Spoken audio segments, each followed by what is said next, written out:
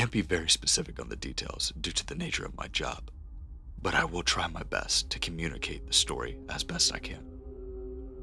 I work in a cyber crimes division of a law enforcement agency. That's about as specific as I can get. And I want to clear here that most of these stories that you read about this dark web are outright fabrications. The tales of red rooms and stories of hiring hitmen is practically universally untrue. Most crimes take place on your normal, everyday web. One Tuesday afternoon, though, I got a call saying that there was a new case for me.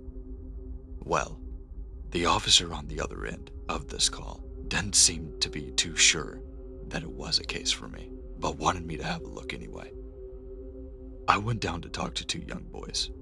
Both of them were teenagers, likely still in high school. I was wondering what this was all even about, but one of them started blabbing about something that they got off the dark web. Apparently the two of them were doing a TikTok or YouTube challenge. I can't care to remember which one it was. But they were looking for things to buy off of the dark web. Again, honestly, there's very little actual shady activity that goes on the dark web, unless you want to buy drugs. So the two of them were mainly just disappointed. Until they found the site that sold books. One of them which they apparently bought. I was then handed this book in question. I put on a pair of gloves and flipped through it. It was filled with photos of a young lady. Initially, they were of her just smiling in locations, such as that of a meadow or city square. Though as I went on, they became more provocative, for lack of a better term. She began wearing outfits like a maid uniform and a catgirl cosplay. And the last few photos were of her wearing nothing. "Is this all you wanted to show me?" I asked, wondering what all the fuss was about. It was then that I was handed a card, one that had come with the book, and it said, "Thank you for your purchase, dear customer." Inside you can find a treasure trove of photos of a young girl. Though that's not all that's special about this book. To make sure that this is truly one of a kind, we made sure that you could get the full experience. The book is bound with her skin, so feel free to gently caress the leather as you think of her. Again, thank you for your purchase. At this point, I should mention for those that might not be aware of what an anthropomorphic is. It's the name for a practice of binding book with human skin. I probably don't need to say, but it's definitely illegal. Even assuming that the skin was from a cadaver, you'd run into the law dealing with human remains. This card, though, from what was written on it, it was made to sound like the skin had been taken from this girl while she was alive. Well, either that or she had been killed and then skinned specifically to make this book.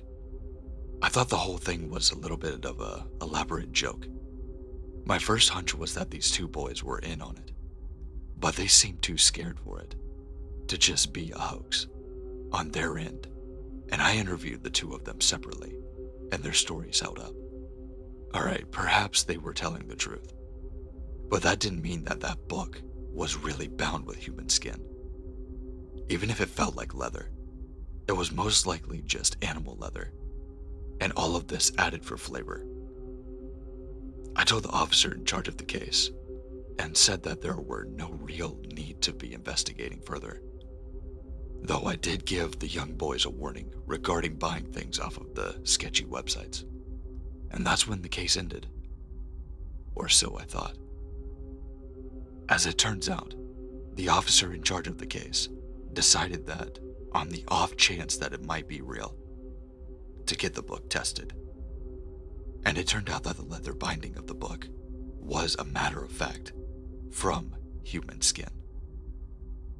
As you can imagine, interest in this case surged after that.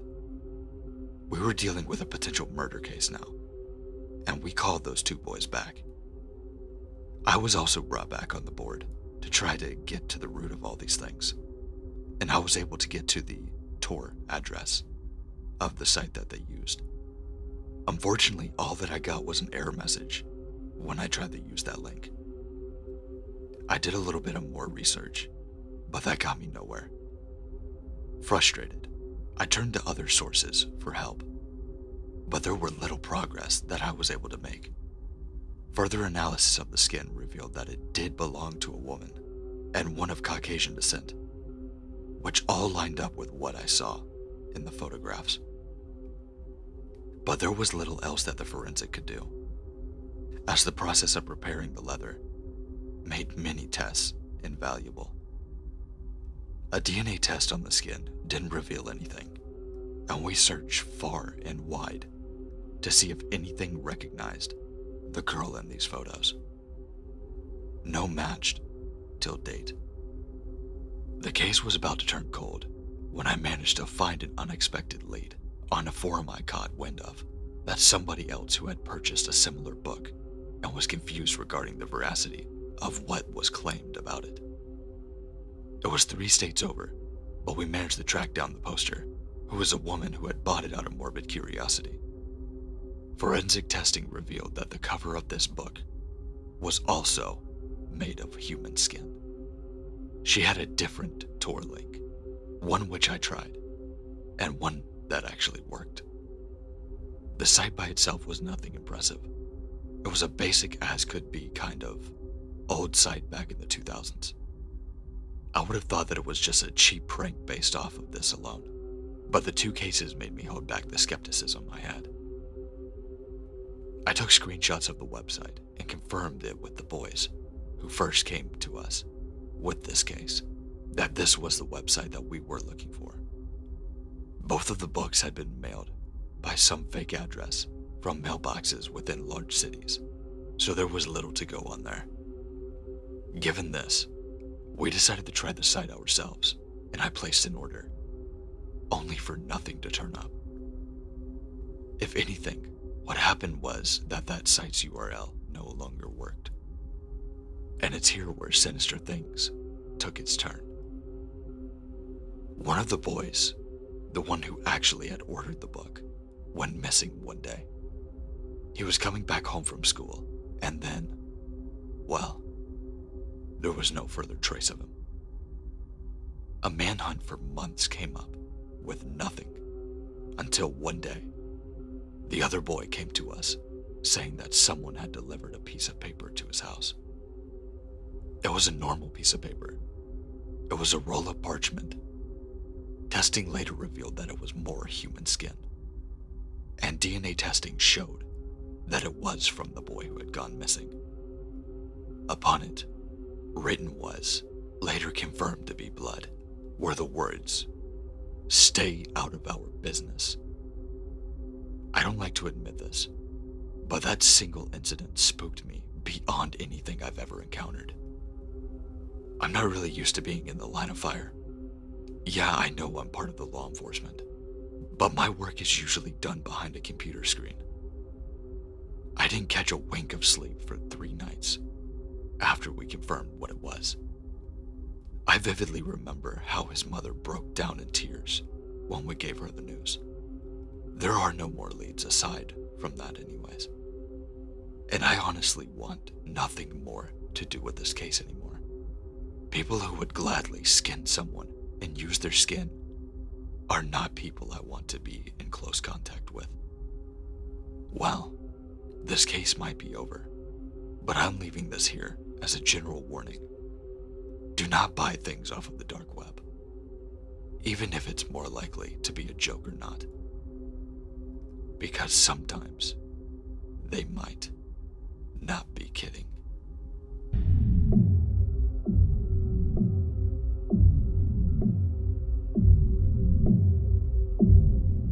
Thanks for watching. I really hope you enjoyed it.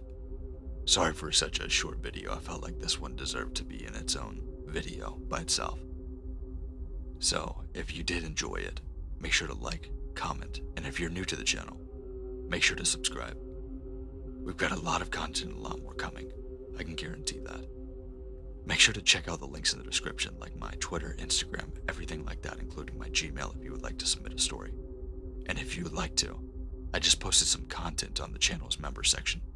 So if you would like to check that out, now's the time. There's going to be a lot more content on there as well, like bloopers, more stories, stuff like that. But with that being said, stay safe, stay scary, and I'll see you in the next one. I don't think I want to pick up a